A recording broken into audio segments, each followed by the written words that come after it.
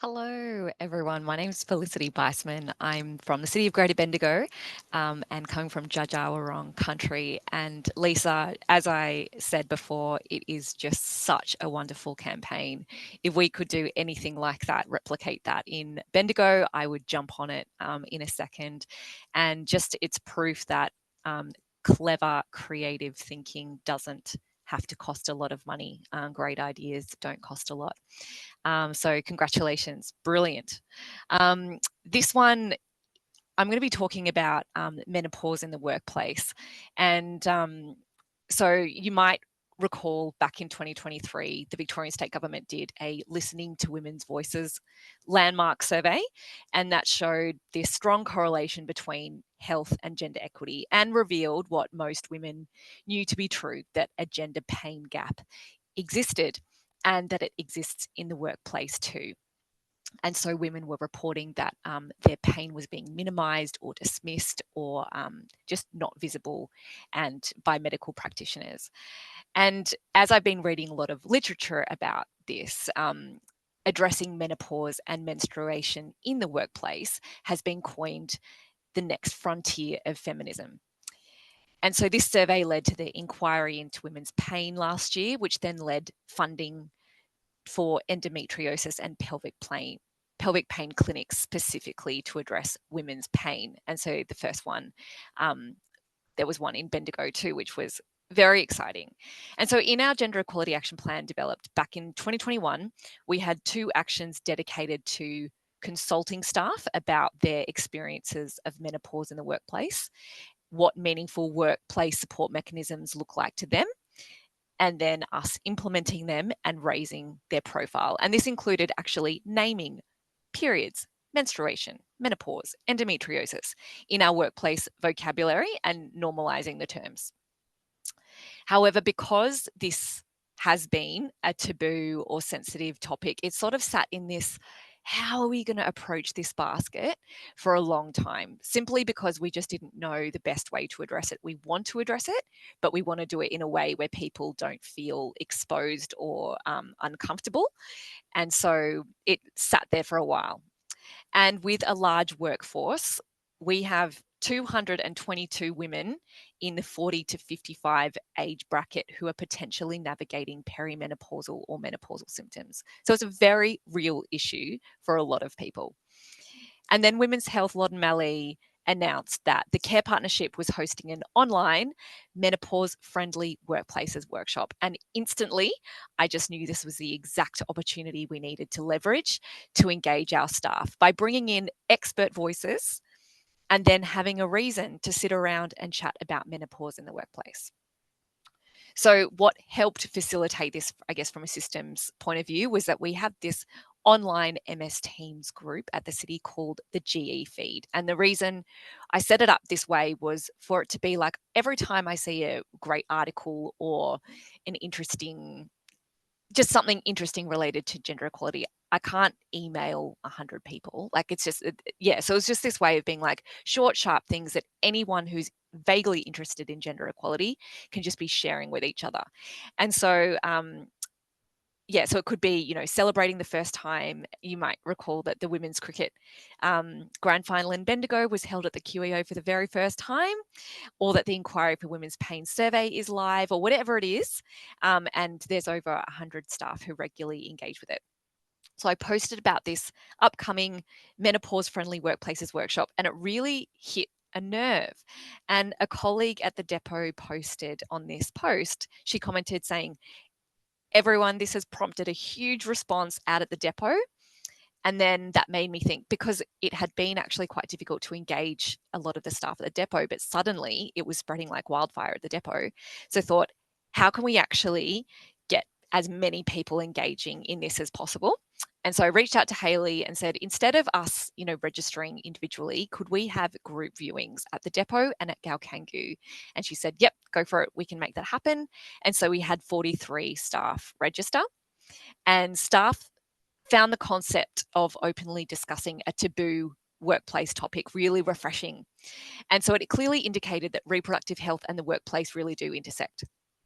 So the day came, and unfortunately, there were technical issues, as they always are, which had an impact on engagement. However, it was still really meaningful. And afterwards, so it was great just hearing from all the different experts and just having those time. Yeah, it was very expertly led. And then we had these discussions, and staff came up with 30 workplace supports that they really wanted to see in our workplace. And what is interesting, and what I've always found from collaboration, is that when you collaborate and when you consult, the more you do it and the more voices you're asking, you generally see themes very clearly come up. And so there were some strong themes, and I'll just speak to some of them. So staff really wanted a private enclosed breakout space and wellbeing rooms in all the city workspaces. And so a quote to support that was, "When the pain is really bad, I can't sit down, but I can still work reclined with a heat pack when I'm in the office. And I'd like to do that in private with some privacy." There were requests to improve bathroom facilities across the city workplaces, because we don't often talk about toilets collectively. Now that we were talking about menstruation and menopause, toilets came up, and inequities in different workspaces. Why does our toilet, the window doesn't close, or why can't it lock, or things like that? So that was interesting. There were some really clear frustrations about facilities. For the need for outdoor staff to have alternate duties when the pain is really strong. So a quote was, "I want management to figure out alternate duties for people suffering symptoms rather than being forced to take sick leave." There was requests to have desk fans and designated meeting rooms and desk zones which have different temperature settings, so that you can just go, you know what, I'm having a heat flash at the moment. I'm going to go over there and I know that it's cooler, or whatever it is, that you can just navigate the office that is supportive to your needs. And then to raising awareness of what period pain actually feels like and how debilitating it can be, and getting male people managers to really understand it. So a supporting quote was, "It's not a pain where I can pop a Panadol and feel better. I feel like I'm genuinely losing an organ." And then to have flexibility at work policies that can flex for waking up in the morning with acute pain and needing to work from home, but not needing to take sick leave. So I'm not sure about your flexibility at work policies, but generally it's, when do you want to work remotely? When do you want to work in the office? Tell us a year in advance. It's not responsive to your needs on a daily basis. Whereas menstruation and menopause, you do need that flex on a daily level. Um, and so the supporting quote there was, "When I'm experiencing symptoms, I know what I need and I know what I need to do. I know how to manage this. I just need trust to allow me to do that." And then also wanting reproductive health leave in the enterprise agreement. And a supporting quote from someone was, "I've spent all my life caring for others, but never for myself." And so to have leave authorized, you're in pain, you can actually take leave for that. And it doesn't impact your sick leave. And recognizing the pain is unique for people experiencing menstruation. So these discussions showed, as I said, that our bathroom facilities weren't of the same standard across city workplaces, and that was impacting how staff felt valued in the workplace. Why is this workspace more valued than our workspace? Are they more valued than I am? And as a result, we organised property services and female depot staff and myself to do an audit of all the bathroom facilities and fix the issues that female staff identified. And this was actioned earlier this year. And they were very skeptical of this actually ever eventuating, but it did. And they were fixed, and it really communicated value to staff at the depot. And to also prevent any inequities occurring in the future, because when I was asking, how long has this been an issue? Do you know who to speak to? Have you spoken to anyone?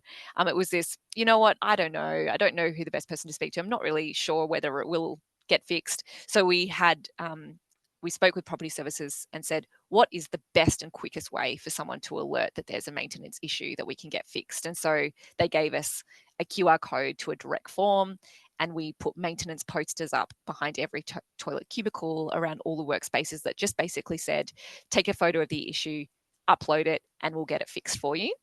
And then in terms of, did we get reproductive health in our EA? No. And I don't think we were ever expecting that win so soon. And I think that's where the state and federal government really have a role to play in setting the bar, in pioneering change, in setting the standard of what is to be accepted in the workplace. And I fully expect that in time we'll start to see more and more organisations such as ourselves adopting reproductive health leave as it becomes more normalised and less pioneering. And then because there were so many, as I said, 30 support mechanisms that have not all been supported or implemented, but there were some little wins. What are these little wins doing at a broader level?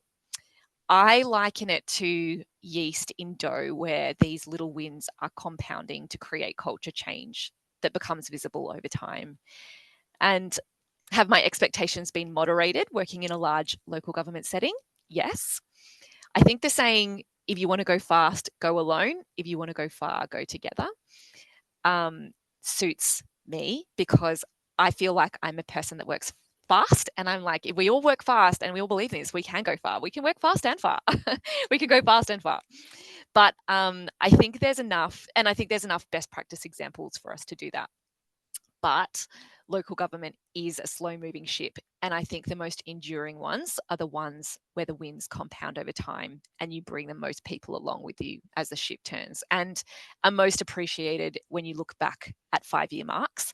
And I truly think we have achieved meaningful outcomes on the back of legislation, programs, funding, and partnerships like the Care Partnership that authorises and accelerates this change, such as, would we have done menopause in the workplace consultations without the Care Partnership?